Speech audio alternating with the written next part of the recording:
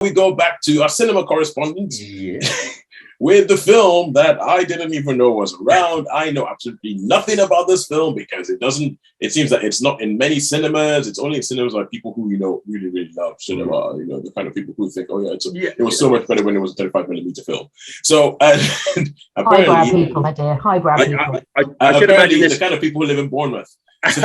Yeah, I should imagine this would probably be on film 4 very soon. But all right, so the road dance, Shaun, what the hell is the road this? dance? Okay, so I'll give you a brief synopsis. I thought, do I really want to go and see this film? I was thinking Catherine Cookson, you know what I mean, the beggar's wife or whatever they call them. Anyway, the story takes part in the Outer Hebrides, tip of Scotland, and it's just the World War I sort of kicked off, and it shows the first bit, shows the village life, if you like, of just potatoes.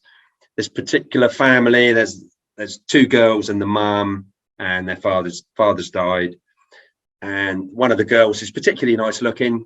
Can't really remember her name now, but she has a little thing with someone who's been in the war as a correspondent, and there's like a little bit of a love triangle. You think, oh, this is any whatever, and then they get the call up, and it's called like where the PALS battalions, where like all the young lads on the island gonna go off to war. So they decide to have this big party called a road dance. I'm gonna say, where is this? Where's this set? Or when is this set, rather?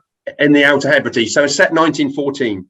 Okay, so it's gotcha. just the outbreak, sort of the outbreak of the war. Everybody's so they've all been conscripted to go to war. Yeah. So all the families, all the young lads, they've all been conscripted to go to war. So they say, right, okay, we'll see them off with this road dance, which is like basically a party, and they got the old accordions and the play, and they have a good dance.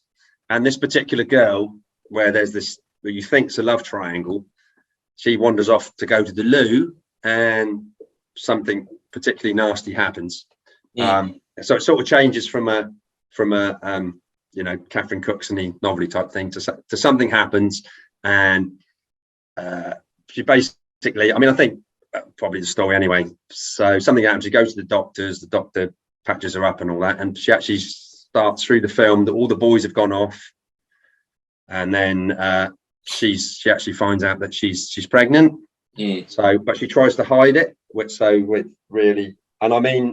having the work that I've done before, you can see why people want to try and hide the point of having because in a small community like that, you're going to be like, oh, it was a.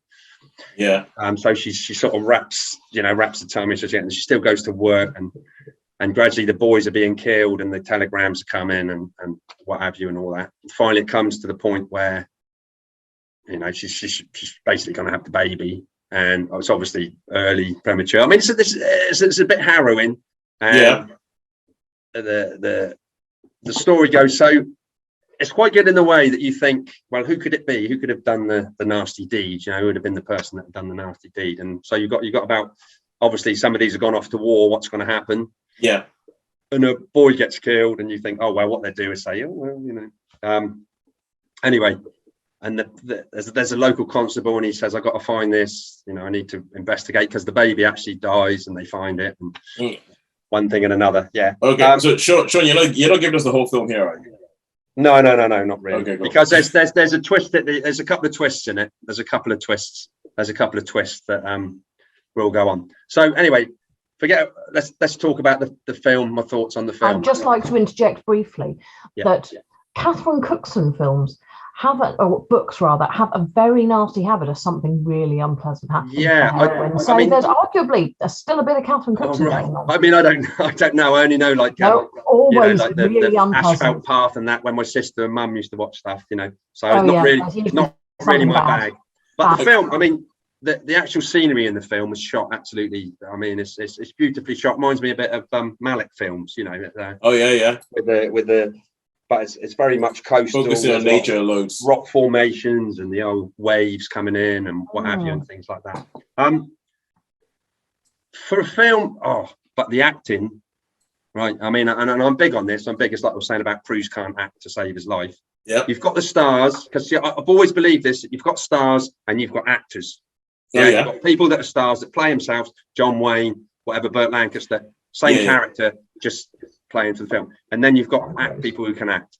In this, every single one of the actors was absolutely brilliant. I actually believed them totally.